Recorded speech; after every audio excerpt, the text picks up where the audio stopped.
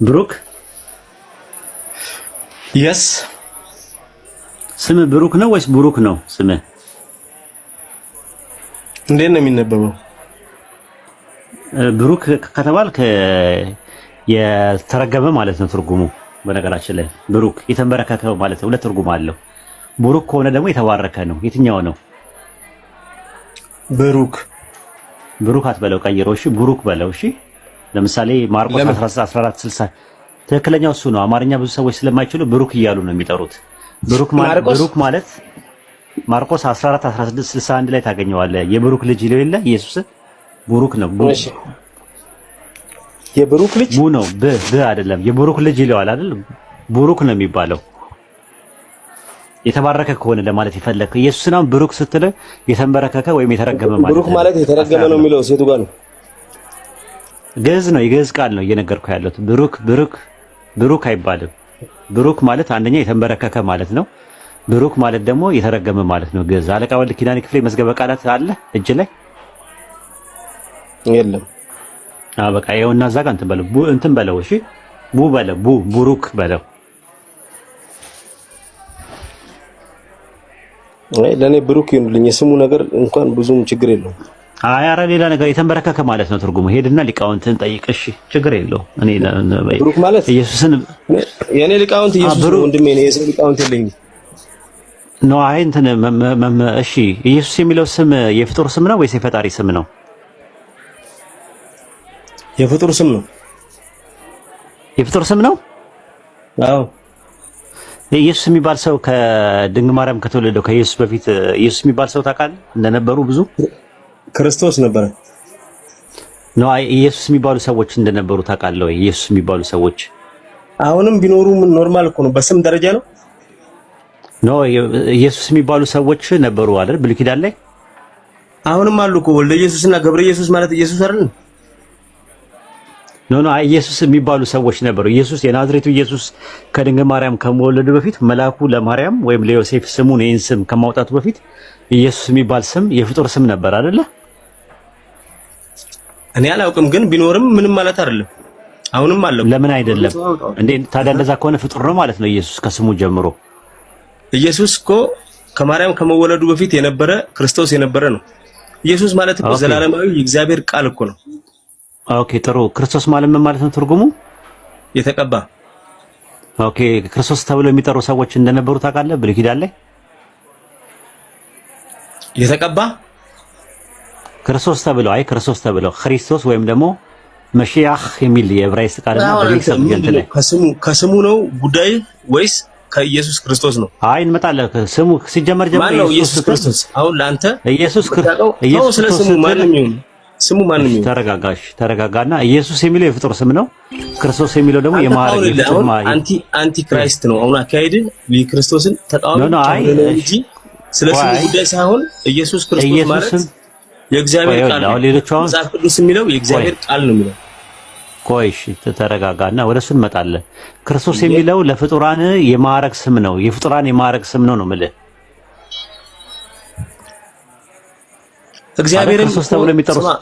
እግዚአብሔርም የሰው ስም ሊሆን ይችላል።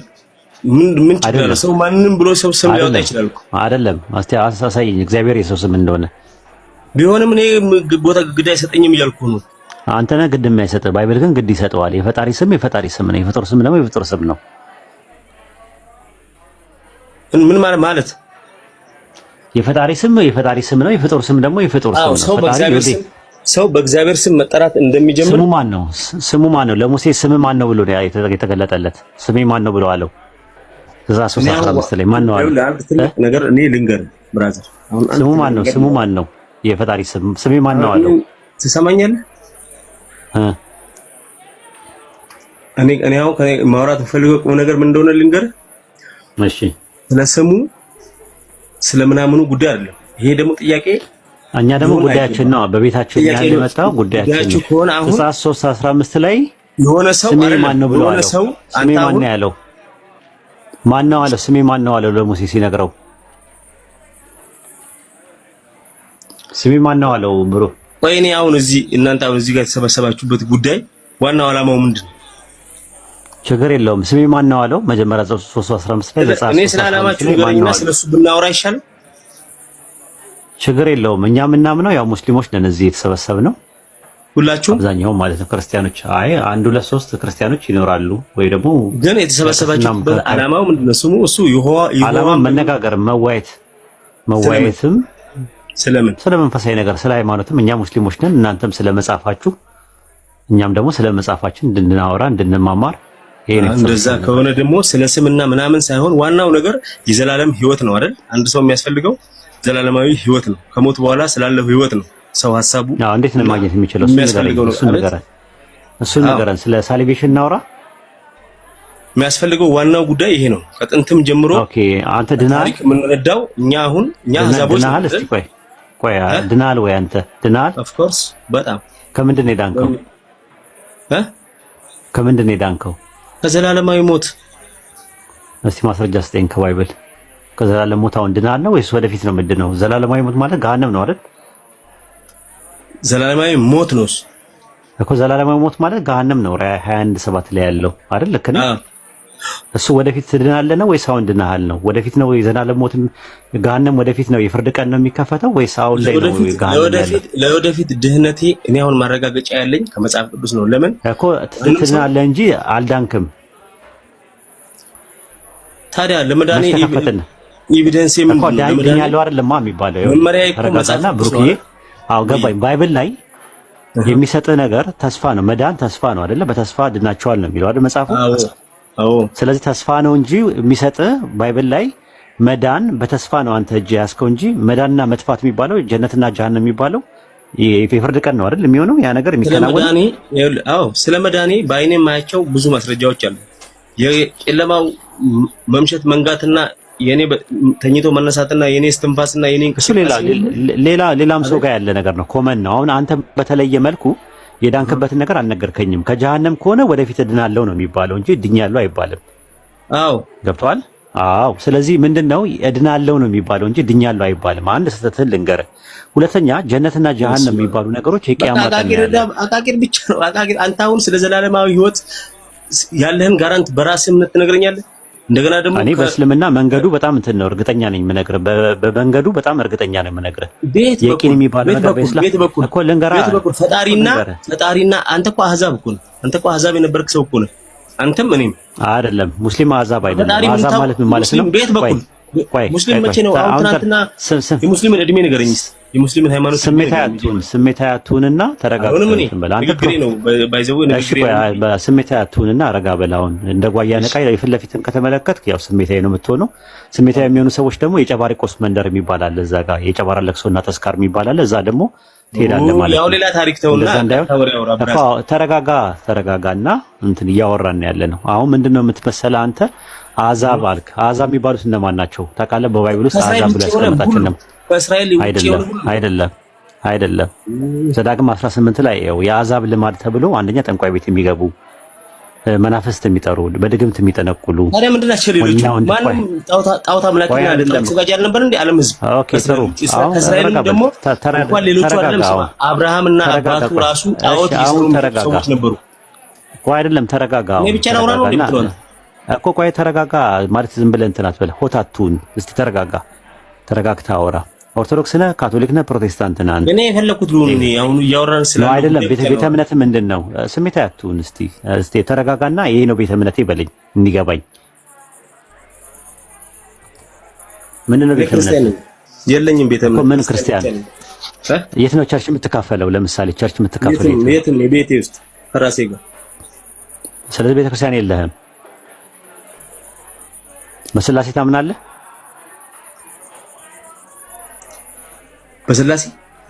በስላሴ ታምናለህ? ስላሴ ማለት እኮ መጽሐፍ ቅዱሳዊ አይደለም። ስላሴ ማለት ሰዎች ያወጡት ሐሳብ፣ የሰዎች ሐሳብ እኮ ነው። ወንደርፉል። በጣም ተስማምቶኛለሽ። በዛ ተስማምቶኛለሽ። ምንም የሚስማማ ነገር የለም ብራዘር። በቃ ስላሴ ያለመኖሩ እኛም በስላሴ ሙስሊሞች አናምንም። ስለዚህ አንድ ነገር አቀለልልናል። ገብቷል። አንድ ነገር ቀሏል ማለት ነው። ስላሴ ያለ የለም የሚለውን ካንተ ጋር እንከራከርም ማለት ነው። ስላሴ የሚለው ሐሳብ በድምጽ ብልጫ የወጣ የሰዎች ሐሳብ ነው ብራዘር። ኦኬ፣ ችግር የለውም። በቃ አይ አግሪ ዊዝ ዩ ችግር የለውም። እሱ ጋር ችግር የለውም። ነገር የሰው ልጅ ማንም በለው ምን አሕዛብ የሚለው እንዳልኩ ይኸውልህ ረጋ ብዬ ነው አሁንም የምነግርህ። አንተ ድናል ወይ ብዬ ስልህ አልመለስክልኝም። ከምንድን ነው ግን የሚዳነው? ከምንድን ነው የሚዳነው? ለምን አታዳምጠኝ እኮ? አይ ከምንድን ነው የሚዳነው? ስለ መዳን እናውራ ትንሽ። በጣም ጥሩ። ኦኬ ሰው ልጅ ይኸውልህ ስለ መዳን እኔ አሁን አንተ በራስህ ሃይማኖት ለራስህ ልክ ነህ በምትለው መንገድ ከባይብል አንፃር ንገረኝ። ከባይብል አንፃር ንገረኝ። ከባይብል አንፃር ንገረኝ። እየጠቀስክ አስረዳኝ፣ አስተምረኝ ስለ መዳን እስቲ። በአዳም ምን መጥቶ ነው? አዳም በሰራው ስራ በተላለፈው ሕግ ከገነት ተባረረ። ከእግዚአብሔር ጋር ያለው ግንኙነት 100% ተቋረጠ። ከዛ በኋላ እግዚአብሔር ከማን ጋር ነው ኪዳን? መጀመሪያ እግዚአብሔር የኪዳን አምላክ ነው። ኪዳን አምላክ ማለት አንድን ነገር ሲፈጥር በኪዳን ነው ስርዓቱን የሚያካሂደው። ኪዳን ይገባል፣ ትንቢት ይሰጣል፣ ይፈጽማል። እንዲያደርጋለሁ ይላል፣ ያደርጋል። ከዛ ከማድረጉ በፊት ደግሞ ቃል ይገባል። መጀመሪያ ይሄንን ቃል እግዚአብሔር ሲጀመር አዳምና ሔዋንን ፈጥሮ እኮ ከነሱ ጋር የመኖር እቅድ ነው የነበረው። ነገር ግን ባህሪው ከኃጢአት ጋር ማኖር ስለማይችል ከኃጢአተኛና ከጥፋት ጋር አብሮ መኖር ስለማይችል የእግዚአብሔርነቱ ባህሪ እነሱ በሰሩት ኃጢአት ተለያቸው። ከዛ በኋላ ያ ሁሉ ጥፋት ተከተለ። ከዛ በኋላ ማለት ቃል ኪዳን ገባላቸው። አብርሃም ነው ቃል ኪዳን ገባል ለአዳምና ለሔዋን። ምን ገባለ? ቃል ኪዳን ገብቶላቸዋል። ታዲያ ብዙ ተባዙ፣ ምድርን ሙሏት፣ ሁሉንም ነገር ፈቅጄላቸዋለሁ ከዚህ ከአንድ ፍሬ በቀር እሱ በላይ ኪዳን አለ ነው። እሱ ኃጢአት ከመስራታቸው በፊት ነው ብዙ ተባዙ የሚለው ነገር ያለው አይደል እኮ። ታዲያ እኔስ ምን አልኩ ታዲያ? አይ ኃጢአት ከሰሩ በኋላ ምን ቃል ኪዳን ተለያዩ። ከዛ በኋላ ከአብርሃም ከተለያዩ በኋላ እኮ ኪዳን አልገባላቸውም። ለነሱ ምንም የገባላቸው ቃል ኪዳን የለም። ምን አለ እኮ? አለ ወይ ነው እኮ ጥያቄ ነው እየጠየኩ ያለው። ተረጋግተህ አዳምጠኝ። አለ ወይ የገባላቸው ቃል ኪዳን አለ ወይ? ምናምን እያላችሁ በመሀል እንደዚህ የምትሆኑ እኔ በጣም ተረጋግቼ እንዲገባኝ ነው እስከ መጨረሻው ተረጋግቼም እያዳመጥኩ ነው። አዎ አይ እንዲገባኝ ነው። እኔ የገባላቸው ቃል ኪዳን አለ ወይስ የለም ነው የጠየቅኩት ጥያቄ። ምን አይነት አለ? ምን የሚል ቃል ኪዳን ገባላቸው ለአዳምና ለሔዋን? ሔዋንን እርግማን ነው የረገማቸው ነው። ቃል ኪዳን ነው የጠየቅኩ፣ ስለ ቅጣት አይደለም የጠየቅኩ። የገባላቸው ቃል ኪዳን አለ ወይ? ከጥፋታቸው በኋላ የገባላቸው ኪዳን ምንም ነገር የለም። ኦኬ ጥሩ። በአዳም የተነሳ ወደኛ የመጣ ነገር ምንድን ነው? ሞት። ሌላስ ምንድን ነው? ኃጢአት፣ የውርስ ኃጢአት በተረገረ መብላት ምድር አሜከላ ባለው አይደለም። ኃጢአት የሚባል ነገር ወርሰናል ወይ? የሰው ልጆች ከአዳምና ከሔዋን የወረስነው ኃጢአት አለ? ስለሱ አስረግጬ የምነግርህ ራስህ እንድትመልስልኝ ማለት ነው። ሰው ሲፈጠር የሚሞት ነበር እኮ። እሱንም ትመልስልኛለህ፣ ግን መጀመሪያ ትመልስልኝ። ምን ሰው ሲፈጥረው ለዘላለም እንዲኖር አድርጎ ነው፣ ሕያው አድርጎ ነው የፈጠረው። እስቲ የቱ ጋር ነው ለዘላለም ነው የተፈጠረው የሚል ጥቅስ ስጠኝ እስቲ እንየው። ከፍተህ አሳየኝ።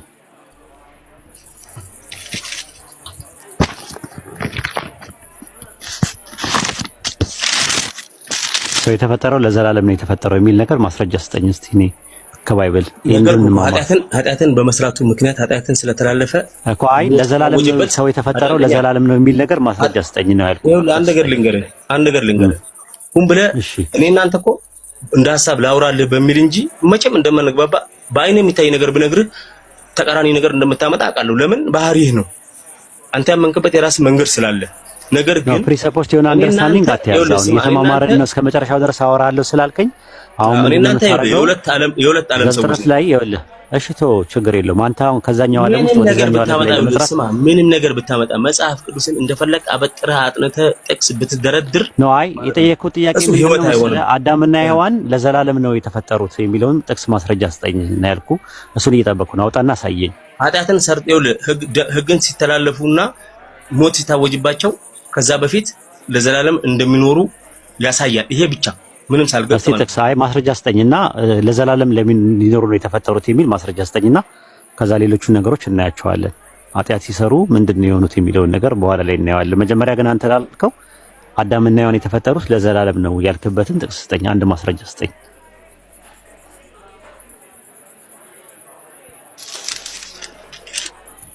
እኔ አሁን ዋናው ነገር ጥቅሱን አምጣልን። አሁን መጀመሪያ ጥቅሱን አምጣና ከዛ በኋላ ማሻሻያውን በኋላ ላይ እንቀጥልበታለን።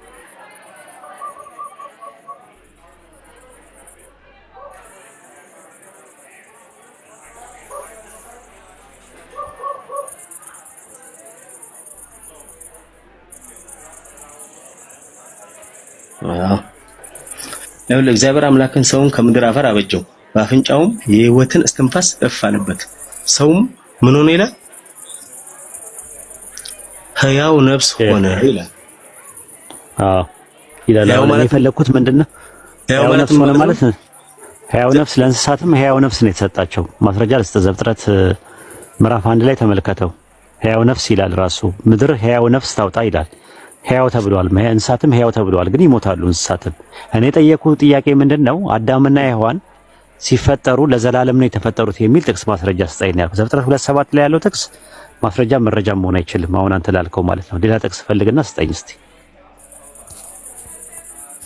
አንተ ሲፈጠሩ ይሞታሉ የሚል ጥቅስ አውጣና ስጠኝ ነው። አይ አንተ እኮ ነው ያልከው ለዘላለም ነው የተፈጠሩት የሚል ስላልከኝ መጀመሪያ አንተ ስጠኝና ከዛ እኔ ደግሞ ሲፈጠሩ ይሞታሉ ወይስ አይሞቱም የሚለውን ደግሞ እኔ ደግሞ በቀጣዩ እሰጥሃለሁ። አንተ መጀመሪያ ስጠኝ። ለዘላለም ነው የተፈጠሩት የሚል ዛሬ ገና ነው ለጆሮዬ እንግዳና ባዕድ ስለሆነ እስኪ ጥቅሱን አምጣውና አንተ ከሌለ ደግሞ የራሳችን ኦፕሽን እንጠቀማለን ማለት ነው። ምንድነው በርደን ኦፍ ፕሩፍ ፋላሲ አትስራ።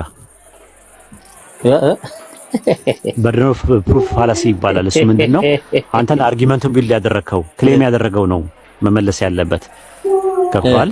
አንተ ቀይ ነህ ብለኸኝ ከዛ በኋላ ቀይ ነኝ እንዴ ምናምን ነገር ስለ ከዛ በኋላ አዎ ስትለኝ ፎቶ አንስተ አሳየኝ ስለ ታዲያ ቀይ ያለ መሆንን አንተ እስቲ ንገረኝ አንተ አይባልም። ይሄ ምንድነው እንትኑ በርደን ኦፍ ፕሩፉን ወደ እኔ ያዘዋወርከው ማለት ነው። እንደዛ እንዳይሆን አንተ ለዘላለም ነው የተፈጠሩት ያልክበትን ማስረጃ ጥቅስ ስጠንና ከዛ በኋላ ከሌለ ወደ ሌላ ርዕስ መሄድም እንችላለን።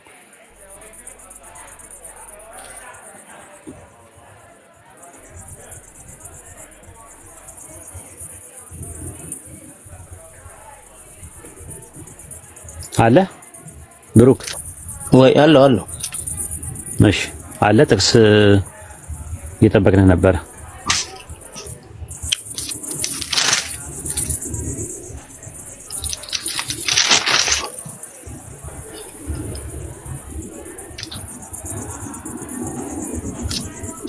ይሄ አሁን ጊዜ እንትን ስለሚልብን ጊዜ ስለሚወስድብን አንተ እሺ እኔ አሁን ይሄን ለዘላለም ይኖራሉ አለ የሚለውን ጥቅስ እኔ አላገኘሁትም በሚለው ውሰድና አንተ ደግሞ ሲፈጠሩ ሟች ናቸው እንዲሞቱ አድርጎ ነው አፈርማቲቭ ነገር ይዘናና አንተ ተከተላል ምናምን አድርጎ ነው የሚል ነገር አንተ አፈርማቲቭ ነህ፣ እኔ ኔጌቲቭ ነኝ።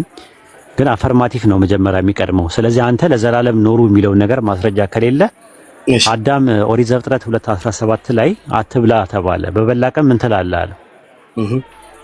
ምን ትላለህ አለው ሲነግረው ትሞታለህ አለው አይደለ? አዎ ትሞታለህ አለው። በበላ ቀን የሞተው ሞት ምን አይነት ሞት ነው? ስፒሪቹዋል ዴዝ ነው ወይስ ፊዚካል ዴዝ ነው የሞተው? በበላ ቀን መንፈስ ነው። አዎ ኦኬ ጥሩ። አዳም ስንት ዓመት ነው የኖረው?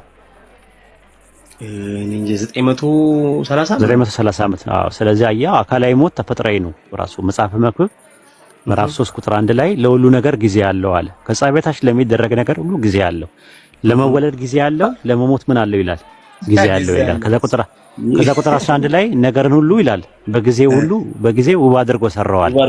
ከዛ በኋላ ቁጥር 19 ላይ ደግሞ ምን ይላል? ደግሞ የሰውና የእንስሳት እድል ፋንታቸው አንድ ነው፣ ሁሉ ከአፈር ናቸው፣ ወደ አፈር ምን ይላሉ አለ? ይመለሳሉ አለ። ሰው ከእንስሳ በዚህ ረገድ ብልጫ የለውም አለ። ስለዚህ አካላዊ ሞት አዳም ሲሞት 930 ዓመት ኖሮ ነው የሞተው። በበላ ቀን የሞተው ምን አይነት ሞት ነው? መንፈሳዊ ሞት። መንፈሳዊ ሞት ደግሞ የሚሞተው በምንድን ነው? ሕዝቅኤል 18 ላይ እያንዳንዱ ሰው በገዛ ኃጢአቱ ይሞታል እንጂ አባት በልጅ ልጅ በአባት ኃጢአቱ አይጠየቅም አይሞትም አለ። ኃጢአት የምትሰራ ነፍስ እሷ ትሞታለች አለ። የማትሰራ ነፍስ ደግሞ በሕይወት ትኖራለች አለ። የያዕቆብ 1:13 ላይ ደግሞ ምን ይላል? እያንዳንዱ በራሱ ምኞት ሲሳብና ሲታለል ምኞት ጸንሳ ኃጢአትን ትወልዳለች አለ። ኃጢአት ካደገች በኋላ ሞትን ትወልዳለች አለ። ስለዚህ መንፈሳዊ ሞት መንስኤው አንተ ራስህ ነህ። ሌላ ሰው ጋር አይሄድም። ራሱ አንተ ራስህ ጋር ይህን አድርግ ይህን አታድርግ የሚለው ሕግ ተሰጥቶ ያንን ነገር ስትተላለፍ ያን ኃጢአት ይሰኛል። ያ ኃጢአት ደግሞ ምን ያመጣል? መንፈሳዊ ሞት ያመጣል። አካላዊ ሞት የሚባለው ነገር ግን በተፈጥሮ ከእንስሳ ጋር የምንጋራባቸው ነው። በነገራችን ላይ እንስሳት ለምንድን ነው የሚሞቱት? ብሩክዬ ለምንድን ነው እንስሳት የሚሞቱት? እንዴት እንስሳት ለምንድን ነው የሚሞቱት? ለምሳሌ በሬ፣ ድመት ምናምን ነገር ኖሮ ይሞታሉ አይደል? ለምንድን ነው የሚሞቱት?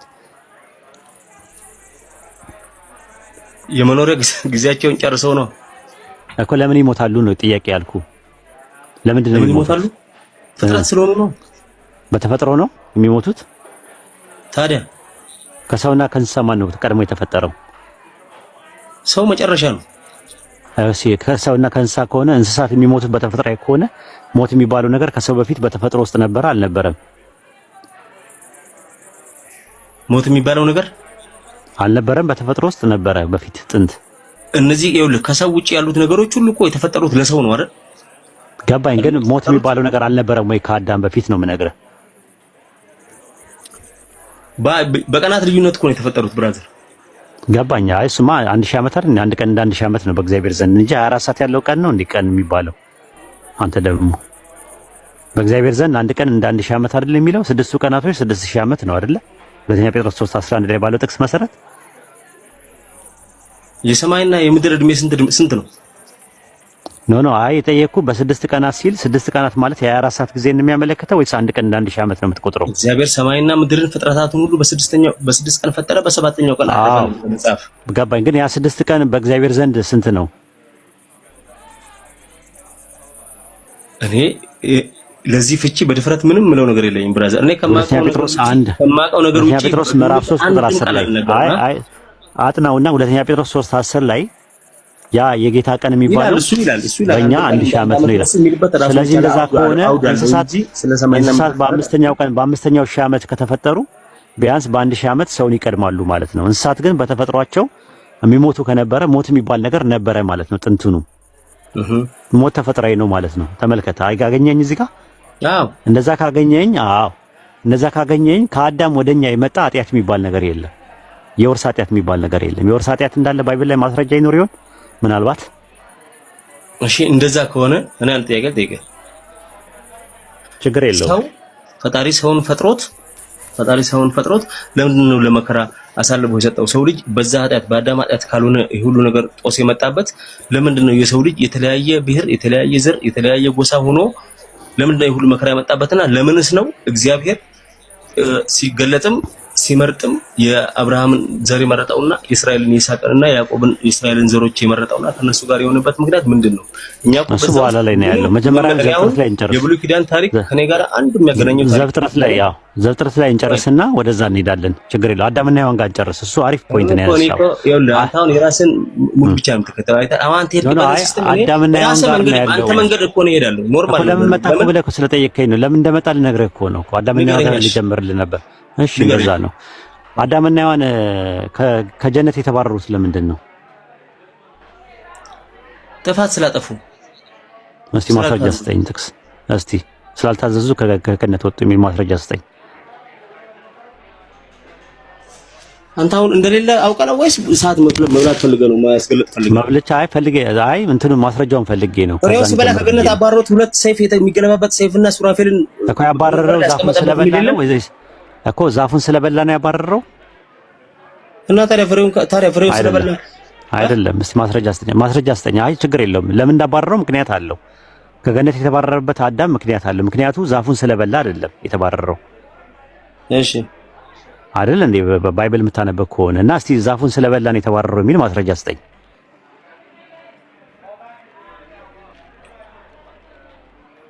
ሰይጣን እባቡ መጥቶ አዳምና ሔዋን ጋር ሲመጣ ሶስት ነገር ጠየቃቸው አይደለ? ሴት ማለት እባቡ አሳተኝና በላው እግዚአብሔር መጣ።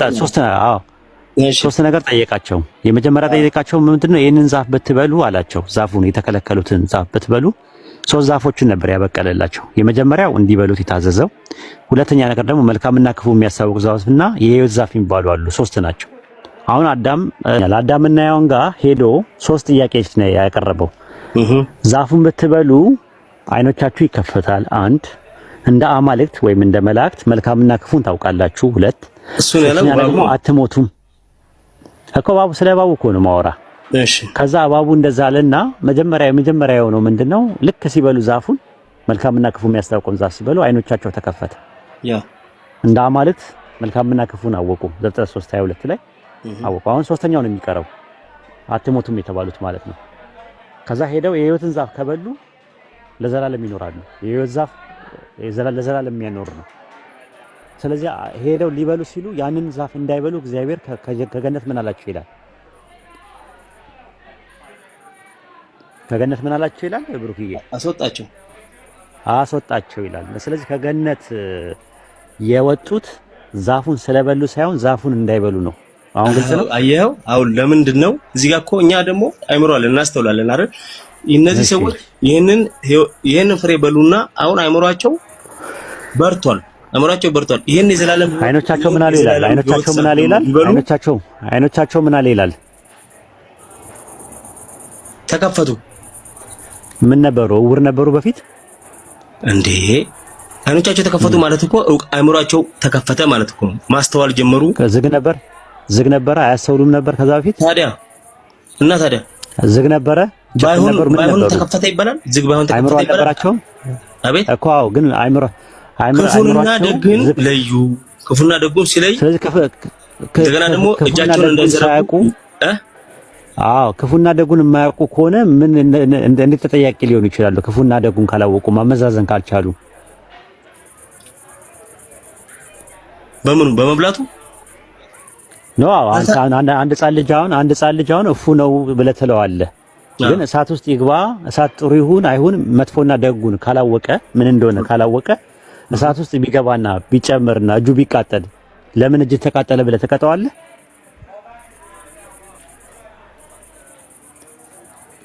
ይኸውልህ አሁን እነሱን ያሳታቸው ማን ነው? ባብ ነው። ገባኝ። ግን እኔ የምነግርህ ነገር መልካምና ክፉን ያውቁ ነበር ከዛ በፊት? አያውቁም። ቢያውቁ ኖሮ ለምን ለዩ አይደል? ስለዚህ ካላወቁ ያንን ዛፍ በመብላታቸው ስለማያውቁ ባለማወቃቸው እንዴት ይጠየቃሉ?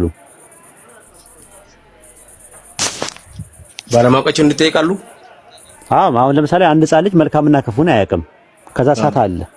ይሄንን ዛፍ እፉ ነው እንዳትነካው አልከው። ከዛ ሄዶ እሳት ውስጥ ቢነከር እሳት ውስጥ ሄዶ እጁን ቢከትና ቢቃጠል ለምን እፉ ነው ብዬ ነበረ ብለህ ትቀጣዋለህ ወይስ ደግሞ ታዝንለታለህ? ምንድነው የምታደርገው? እንግዲህ እግዚአብሔር የሸክላው ሰሪ እሱ ነውና አድርጎ በአይናችን እያየን ነው። ዓለም እኮ መልካምና ክፉን አያውቅም እኮ። ይሄ ነገር ክፉ ይሁን መልካም ይሁን መብላታቸው ያንን ዛፍ መብላታቸው መልካምና ክፉ የሚያስታውቅ ዛፍ ነው እና መልካም ይሁን ክፉ ይሁን ምንም የሚያውቁት ነገር የለም። ሄደው በሉት ቀጣቸው። መልካምን ለምን ይቀጣቸዋል? መልካምና ክፉን አያውቁም ነበር። ለምን አያውቁትም እኮ መልካምና ክፉ ይሁን አያውቁም። አንተ እግዚአብሔርን ለምን አደረክ በለው። አይ ሎጂካሊ እስቲ ዝም ብለህ ተመራመርና ቁርአን ላይ አሁን ለምን ደግሞ ብትለኝ አንተ በምታየው ነገር ነው ይላሉ። በሎጂካሊው ለምጠይቀኝ ነገር አንተ በአይንህ ለምታየውና ዘመኑ ለሚያሳይህ ነገር እኔ በቂ መልስ ሰጣለሁ። እና እግዚአብሔር ነው አሁን ለምሳሌ በእኛ በኢስላም አሁን ለምሳሌ መልካምና ክፉን ከመጀመሪያውኑ ጀምሮ ያውቃሉ። አደምና ሐዋ መልካምና ክፉን አውቀው ይሄ ነገር አትብሉ ተብለው የተባሉትን ዛፍ ሲበሉ ያ ዛፉ መልካምና ክፉ የሚያስታውቅ ዛፍ ነው ተብሎ በቁርአን ላይ አልቀረበም። አየህ ቁርአን ከባይብል ቢኮረጅ ኖሮ ቁርአኑ ከየት መጥቶ ነው ይሄን ታሪክ የጻፈው? አዳምና ሔዋን መጽሐፍ ታሪክ አላህ ነው የሚያውቀው። አላህ ነው እዚህ ሰማይና ምድርን የፈጠረ አምላክ ነው ያንን የነገረን በቁርአን ላይ። ዘፍጥረት ላይ አዳምና ሔዋን ዛፍ በሉ የሚነግረን ማን ነው? እንደዛ ከሆነ ዘፍጥረት ላይ በቁርአን በፊት መጽሐፍ ኢንጂልና ምናምን አልነበረም እኮ። ኢንጂልና ተውራት የሚለው እኮ የእናንተ አሁን ያዛችሁትን አይደለም። ሌላ ርዕስ ውስጥ አትግባ። ዘፍጥረት ነው የጻፈው ማን ነው? እሱ የለም ጠፍቷል። ተበረዘዋል። አዎ መበረዙን ላሳየህ እኔ ለማስረጃ ልስጥ። ቶራን ለማን ነው የሰጠው? ፈጣሪ ለማን ነው ቶራን የሰጠው? ቶራ ማለት ኦሪት የሚባለው ነገር ለማን ነው የሰጠው? ለሙሴ ነው አይደል የሰጠው? አዎ ሲሰጠው ማለት ነው። ከሰጠው በኋላ በሙሴ አወላለድ ላይ ሙሴ ተወለደ፣ ሙሴ ሞተ፣ ተቀበረ እያለ የሚነግረን ማን ነው? መጽሐፍ ነው? ታሪክ ነው? ማን ነው የሚነግረን? ተናጋሪው ማን ነው? ጸሐፊውና ተናጋሪው ማን ነው? ሙሴ ሞተ፣ ተቀበረ እያለ የሚያወራው ማን ነው? ዘዳግም 30 የሚናገረው ፈጣሪ ነው። የሚጽፉት ደግሞ አብሮት የነበሩ ናቸው። እነማን ናቸው የጻፉት? ከላይ በለኝ እስቲ አንጣ። ስለ ሙሴ አማማት የሚጽፉት ኢያሱ ነው። ኢያሱ እስቲ ማስረጃ አምጣ። ታሪክ ጻፊ የላቸውም እነሱ እኮ። ማን የጻፈው ነው? ከላይ በለኝ። የጻፈውም የተናገረው መከሌም በለኝ። ኦሪትን የጻፈው ራሱ ሙሴ ማን ነበረ? ከሙሴ ጋር አብሮ የነበረ የታሪክ ጻፊ ሰው ነበረ። ማን? ከላይ በለኝ። ማስረጃ አምጣ። ከላይ በለኝ። አሁን ግለጥና ምናምን ሌላ ታሪክ ፈልግ ነው። ታዲያ ከየት ይመጣል? ራሱ ዘመን ላይ አዳምና አሁን ፈልግና መልካምና ክፉ የሚያስታውቀውን ዛፍ መልካምና የሚያስታውቀውን ዛፍ በሉ ምናምን እያለ የሚያወራው ማን ነው? ታውቀዋለህ? ዘፍጥረት ላይ ታሪኩን የጻፈው ነው የምትለኝ? ታሪኩን የጻፈውም የተናገረው ማን ነው? ሙሴ ነው። ማስረጃ አምጣ እስቲ። የኦሪትን ታሪክ ኦሪት ዘፍጥረትን ታሪክ የጻፈው ዘፍጥረት አንድ ራሱን የቻለ መጽሐፍ ነው። ያንን መጽሐፍ የጻፈውና የተናገረው ሙሴ ስለመሆኑ ማስረጃ ስጠኝ። እኔ ማንም ይጻፈው። እሺ ማን የተናገረው? ማንም ይጻፈው። እሺ ችግር የለም። ማን የተናገረው? ያንን የሚነግረን ማን ነው እኮ? ማን ነው የሚነግረን? መጽሐፉ እኮ መጽሐፉን የጻፈው ሰውዬ ሳይሆን የሚናገረው ማን ነው? ሙሴ በላ እንደዚህ እንትና ማን ነው? እንትና አለ ምናምን እያለ አዳም ዛፉን በላ ምናምን እያለ የሚነግረን ማን ነው? እግዚአብሔር ነው። ማስረጃ ስጠኝ እስቲ። ማስረጃ ማየው መጽሐፍ ቅዱስ እኮ ከኬታ አምጥቼ እግዚአብሔር ስለመሆኑ ማስረጃ ስጠኝ ነው እኮ ያልኩህ እኮ የሚናገረው። ይሄው መጽሐፍ ቅዱሱ ራሱ ቃሉስ እኮ ማን እንደሚናገረው ማንነቱን የፈለኩት እኮ የአይደንቲቲ ማን ነው የሚናገረው? በመጀመሪያ እግዚአብሔር ሰማይና ምድር ፈጠረ አምላካችን እንደዚህ ያለ እያለ የሚያወራው ማን ነው? አምላካችን እያለ የሚያወራው ማን ነው? ዘፍጥረት ላይ የሚተርከው ይሄ ሰው የምድር አምላካችን የሚለው ማን ነው? አምላካችን እያለ የሚያወራው ማን ነው? ዘፍጥረት ላይ አምላካችን እያለ የሚያወራው ማን ነው? ዘፍጥረት ላይ እኮ ብዙ ታሪክ እኮ ነው ያለው ብሮ እኮ አምላካችን እያለ የሚያወራው ታሪኩን የሚተርክልን ማን ነው? ከአዳም ጀምሮ ስለና አብርሃም ስለምን የሚተርክልን ታሪክ ጻፊው ታሪክ ተራኪው ማን ነው? እኔ አላውቅም። እሱ ለዛሬ አይበቃንም? ልተኛ እኔ ዋናው ነገር ወደ ነጥቡ ነው መምጣት ያለባየው። ስለዚህ ስለ ታሪክና ስለ ምናምኑ ሳይሆን ቅድም ነግሬ ነበር። እሺ ይሄ ሁሉ ታሪክ የነዚህ ሁሉ ታሪክ ባለቤት ፈጣሪ ነው አይደል? የዚህ ሁሉ ታሪክ ባለቤት የትኛው? አንተ ብርዝ በለው ያልተበረዘም በለው ያልተበረዘው ኦሬዲ የለም እያልክ ነው በለው፣ ይሄን ሁሉ በለው። ግን ይሄ አምላክ ከሙሴ ጀምሮ የነበረው ራሱን የቻለ ህግና ታሪክ አለው አይደል? ህግና ታሪክ አለው። ህግና ታሪክ አለው። ነቢያት አለው። የመረጠውም ደግሞ የእስራኤልን ዘር ብቻ ነበር። ከእስራኤል ዘር ውጪ የነበረው ሁሉ ጣዖት አምላኪን የነበረው። ይሄንን እኮ እኔ አሁን አንተ በደንብ አድርጌ ሰምቻለሁ። እሺ እውነቷን ነግሬያለሁ። ገብቷል? እኔ ገልብጬ ያላየሁት ያላነበብኩትንም ማለት ነው። እኔ መጽሐፍ ቅዱስ አስተማሪና መጽሐፍ ቅዱስ ዕውቀት ያለኝ ሰው እስከ ጥግ ድረስ ዕውቀት ያለኝ ሰው አይደለሁም። ነገር ግን ወደሚታየው ነገር እኔ ስመጣልህ እግዚአብሔር አምላክ ሰማይን በለው ማንም በለው ፈጣሪ በለው ፈጣሪ ብዙ ነገር ነው ያስተማረው። በሚያስሄደን ፈጣሪ በሚለው እንውሰደውና በአይንህ የምታየው ነገር አለ ዓለም ላይ ማለት አንተ ብዙ ነገር ቆይ ብዙ ነገር ነው ያስተማርከኝ። እኔ እወጣለሁ አሁን ከልጆች ጋር ትቀጥላለህ። አንተ ብዙ ነገር ነው ያስተማርከኝ ብሩክዬ። አንተ ብዙ ጊዜ የመገለጥ ሰው ስለሆንክ በመገለጥ ነውና አንተም አሁን ጸልይልንና እንዳንተ እንዲገለጥ ስለመገለጥ ያለ ወፊንግ መገለጥ እኔ በአይንህ ስለምታየው ታሪክ ነው የምነግርህ። ስለ አብርሃም ስለ ይስሐቅ ታሪክ ነው የምነግርህ። እግዚአብሔር ማንንም ዓለምን አያውቅም። ተገልጦልህ እኮ ነው ላንተ ሙሉ ዓለም ይገለጥልን። ሙሉ ምድር ዓለም ጣዖት አምላኪ የነበረ ህዝብ ነው። ኢቭን አብርሃምን ጨምረ ያልኩ አብርሃምን አባቱን ጨምረ ጣዖት ነጋዴ ነው የነበረ እንድጸልይልን ነበር የፈለግነው የነበር ነው። አሁን ፕሮግራም አለንና ትጸልይልን አለ። አሁን ጸሎት አታረግልንም ለኛ? አይ ከምሬ ነው። ምን ነው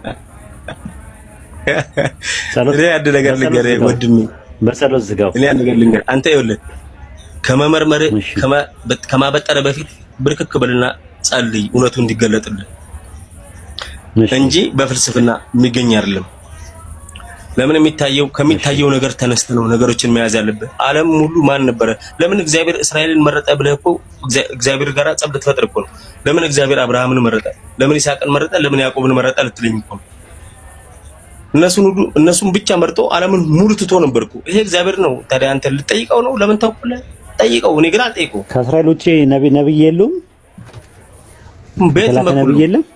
ቤት በኩል ነው የመጨረሻው ነብይ ኢየሱስ ክርስቶስ እንኳን ሲመጣ ለእስራኤል ብቻ ነበር የመጣው። የሚገርም ታሪክ።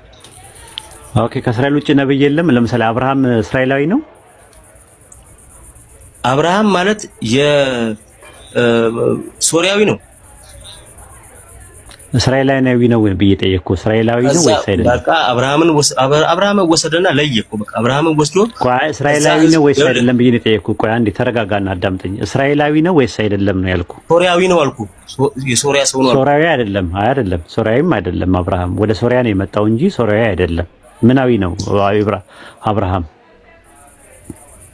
አብርሃምማ ከአረብ ምድር ነው የወጣው። ከአረብ ምድር ነው እግዚአብሔር ያወጣው። ከአረብ ምድር ነው የወጣው ነው ከሞሶሞታፒያ ነው የወጣው። ምን ያላቁ ግን ከዛ አውጥቶ እኔ ወደ ማሳይ ብሎ ከደማስቆ ከሚባል ቦታ ነው አውጥቶ ና እኔ ወደ ማሳይ። በላም የሚባለው ነብይ እስራኤላዊ ነው በለዓም ማለት ተረጋሚ ሰው እኮ ነው። የእግዚአብሔር ነብይ ነው አይደል? እግዚአብሔር ሲያናገረው ነበር። እግዚአብሔር ነብይ ነበር መጀመሪያ እኮ አይደል እንዴ? ነገርኩህ። ከያዕቆብ በፊት ታሪክ ያላቸውን ታሪክ አይደለም። እስራኤል ማለት እኮ ከያዕቆብ በኋላ ያለው ታሪክ። ኦኬ ኢዮብ ለምሳሌ ከያዕቆብ በኋላ አልኩ። ከያዕቆብ በኋላ እሺ፣ እንትናስ አብዲው የሚባለው ኦጽ በምትባለው የነበረው አብዲው ራሱ እስራኤላዊ ነው እንዴ? አይደለም፣ አረብ ነው እኮ የነበረው። እንዴት አደርገዋለህ እሱ? ትንቢት አብዲው የሚባለው ኦጽ በምትባል ምድር ላይ የነበረው የኤዶም ጋር የነበረው እሱስ ነብይ አይደለ? እንዴት አደርገዋለህ? እስራኤላዊ ነው እሱ። አብዲው እስራኤላዊ ነው። አብዲው የሚባለው ነብዩ አብዲው የሚባለው ነብዩ አብዲው እስራኤላዊ ነው። ነብዩ አብዲው የፈለገ ታሪክ ቢሆን እግዚአብሔር ጋር ግን አካሄዱና ህጉም ስርዓቱም እስራኤላዊ ነው ወይ ነው የነበረው ከእስራኤል ጋር ነው። መጽሐፍ መስጠቱ ለነሱ ነው። የመጽሐፉ ባለቤት ደግሞ እነሱ ናቸው፣ እስራኤሎች ናቸው። አይ አብዲው ራሱ እስራኤላዊ ነው ወይ? ቆይ እንጂ ብሩክዬ አብዲው እስራኤላዊ ነው ወይስ አይደለም ብዬ ጠየቅኩ። አላቅም፣ እኔ ስለ አብዲው አላቅም እኮ። አታውቅም? እሺ ሌላ ነብይ ኤግዛምፕል ላምጣልህ ማለት ነው። ኢዮብስ ከሙሴ በፊት ነው በኋላ ነው? እስራኤል ማለት እኮ ያዕቆብ ነው ብራዘር። ኖ አይደለም። ኢዮብስ አልኩ። ኢዮብ ነብይ ነው ወይስ አይደለም? ኢዮብ ጻድቅ ሰው ነው እንጂ ነብይ ማለት ነው። ነብይ ማለት እኮ ህግ ተቀብሎ የሚያስተላልፍ ማለት እኮ ነው። ኦኬ ያዕቆብ 5:14 ላይ በአምላክ ስም የተናገሩ ነቢያት ተብሎ ከተጠቀሳቸው ነቢያት መካከል አንደኛው ኢዮብ ነው ይላል። ኢዮብ ነብይ ነው ወይስ አይደለም? ኢዮብ የእግዚአብሔር ሰው ነው፣ ጻድቅ ሰው ነው። ነብይ ነው ወይስ አይደለም? እግዚአብሔር ባሪያ ነው። እንደ ያዕቆብ 5:14 ላይ በአምላክ ስም በጌታ ስም የተናገሩ ነቢያት ብሎ ኤግዛምፕል ያመጣው ኢዮብን ነው። ኢዮብ ነብይ ነው አይደለም? በያዕቆብ ጥቅስ መሰረት ወይ አሁን እኔ አንድ ነገር ልንገር። ኢዮብ ጻድቅ ሰው እግዚአብሔር ሰው ነው አልኩ። ኢዮብ ነብይ ይሁን ነብይ ነው ይላል ያዕቆብ ላይ ያለው በጌታ ስም የተናገሩ ነቢያት ብሎ። እሺ ቆይ ነብይነቱ ለማን ነው? አሁን ኢዮብ አረብ ነው። አሁን ለማን ነው አብያ? ነብይ ነው ወይስ አይደለም ነው? ለአረብ ህዝብ ይዞ የመጣው መጽሐፍ አለ። ይዞ የመጣው መጽሐፍ ነብይ ነው አይደለም ነው እኮ የጠየኩ። መጀመሪያ ብሩክዬ ለምን አትረጋጋም? ለራሱ ሊሆን ይችላል። ለምንም ይሁን ግን ነብይ ነው ወይስ አይደለም ነው የጠየኩ። ለራሱ ነው አይደለም። ስለማን ነው ነብይ? አይደለም ነብይ ነው ወይስ አይደለም? መጀመሪያ እንጨርስልኝ። ለራሱ ነብይ ነው። ለራሱ ለግሉ ጻድቅ ሰው ስለሆነ እግዚአብሔር ታዛዥ ስለሆነ እንጂ ከራሱ ተርፎ ያስተማረው ህዝብ ዮናስ ምናዊ ነው። ለማን የተላከለት ህዝብ የለም። ዮናስ ነብይ ነው ወይስ አይደለም? ነው ምናዊ ነው ዮናስ። አላውቅም። ኦኬ ጥሩ። ለማን የተላከው?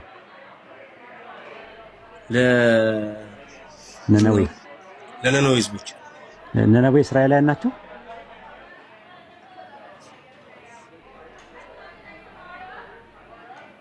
የነነዌ ህዝብ ለነነዌ ነው ዮናስ የተላከው። ዮናስ እስራኤላዊ ነው ወይ ስለ አታውቅም? ኦኬ ጥሩ። ዮናስ የተላከው ለማን ነው? ለነነዌ ነው አልከኝ። ነነዌ የት ነው የምትገኘው? አሶር ነው አይደል? አረብ ሀገር ውስጥ እኮ ነው። አሶር አይደለም። አሶር አረብ ሀገር አይደለም ብሩኪ። ስለዚህ እስራኤል ብቻ አይደለም ነብይ ያለው ለማለት ፈልጌ ነው። በዓለም ዙሪያ ብዙ ነቢያቶች ነበሩ። ለማንኛውም ማጥና ሌላ ጊዜ እንትን በል። እኔ ምንም አላጠናም። ፍልስፍና ከመንገድ ነው የሚያወጣኝ። ምን ሊያደርግልኝ ነው የምጠናው? ብራዘር ምን ሊያደርግልኝ? የለውም በቃ እሺ። እንደዚህ መከራከርና ማውራትና ጥቅስ እየመዘዙ ከመንገድ መውጣት እኮ ህይወት አይሆንም። ችግር የለውም በቃ ጦስን ይዘው ሄዳ ተወቅ። በቃ ምን ችግር የለውም። ባቢሎን አለ። ዋናው ነገር አንተ ልታሰምርበት የሚገባ ህይወት የሚሆንህ ነገር ላይ ብቻ ነው።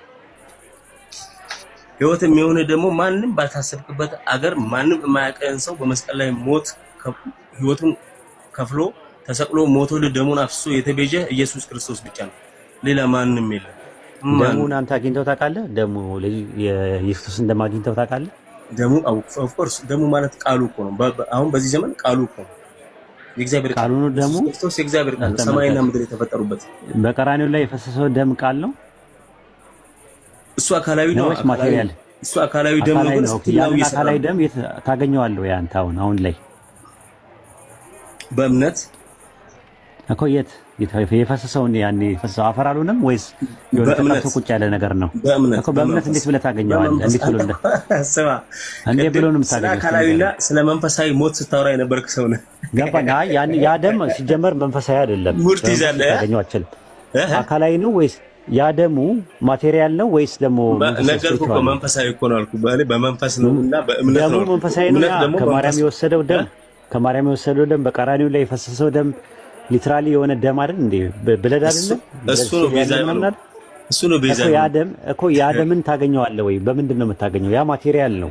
በእምነት እንዴት ነው ያ ደም የሚገኘው? ራሱ ማቴሪያል ነው። በልጁ በማመን በልጁ በኢየሱስ ክርስቶስ በማመን ያ ደም የፈሰሰው ደም እዛ ጋር የፈሰሰው ደም ራሱ ነው የምታገኘው። ብራዘር ያረገ ጌታ ነው የሚመጣ ገባኝ። ግን ያ ደም የፈሰሰው ደም የፈሰሰውን ደም አሁን ታገኘዋለህ? አንተ ጋር አለ? ታዲያ ልቤ ውስጥ ማቴሪያል አይደለም? ውስንነት የለውም? ውስንነት የለውም? ያ ደም አዲስ ኪዳን መጽሐፍ ማለት እሱ ነው። አይታ አዲስ ኪዳን ማለት ተረጋግተህ ይኸውልህ፣ ስሜታዊ ሆነህ አታውራኝ። በጣም ያለው እኮ ብራዘር፣ በጣም ያለ ጥያቄ ነው። ድምጼ ነው የሚመስለው እንጂ የፈሰሰው አንድ ጆግ ይሆናል። የፈሰሰው ደም አንድ ሰው ላይ የሚወጣው ካልድ ጀመርኩ አንድ ጆግ ይሆናል ወይ የሚፈሰው ደም? ቆይ ረጋ ብለህ እንድታስረድልኝ። አንድ ጆግ ይሆናል ወይ ምኑ? ያ የፈሰሰው ደም መሬት ላይ የፈሰሰው ደም እና አፈር ሆኗል ወይስ የሆነ ተጣጣው ተቆጥ ብሏል? አይደለም እኮ እንዲገባኝ ነው። ደሙ እናንተ ጋር አለ ብላችሁ ብዙ ጊዜ ስታወሩ ስለምሰማችሁ እና ያ ደም አንድ ጆግ የሆነ ደም የማይሞላ ደም ወደ አፈር ነው አይደለ? ሲፈስ አፈር ነው የሚሆነው። ተበትኖ ለዓለም ተዳረሰው ይልክል ነው ነው አይደለም? እንደዛ አይደለም ያለ የዛቀው ሰው አለ። ያንን ደም ተልቋል ወይስ ወደ አፈርነት ተቀይሯል? እኔ ስማ እኔ የታተምኩኝ ሰው ነኝ ወንድሜ። እኔ ያለ ኢየሱስ የት አገኘው ደሙን? እኔ እኮ ደሙን አገኘ ነው ትላላችሁ እንጂ የት ነው ያገኛችሁት? አንድ ጆግ የማይሞላ ደም ወደ አፈር የተደባለቀ ደም የት አግኝታችሁት ነው? ያ ደም ደግሞ ሊትራሊ ደም ነው። ያን ደም በእኛው ያለው ስትሉ አካላዊ ትርጉም ይዘኩ ነው። በአካል እኮ ነው አንተውን ትርጉም ነው እንጂ አካላዊ ደም ነው እኮ ያ ደም መንፈስ ነው። የኛ ጌታ መንፈስ ነው ወንድሜ። ያ ደም እኮ አካላዊ ነገር ነው። ያ አካላዊ ደም አንተ ጋር ከአካል ጋር ከሌለ የታገኘው ያ አካላዊ ደምማ ስማ ለምትጠየቁት ጥያቄ በቂ የሆነ መልስ የላችሁም። ቴዎሎጂያችሁ የለም በጣም ይፎቀ ነው። ተው እንጂ አካላዊ ደም አንተውን ቀጥሉ። ሌሎቻችሁ እኔ በቃ ጨርሻለሁ።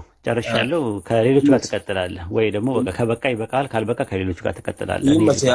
ሌላ ቀን ከራስህ ጋር እንጫወታለን። ኖርማል። እሺ ቻው፣ መልካም ጊዜ። ቴንክ ዩ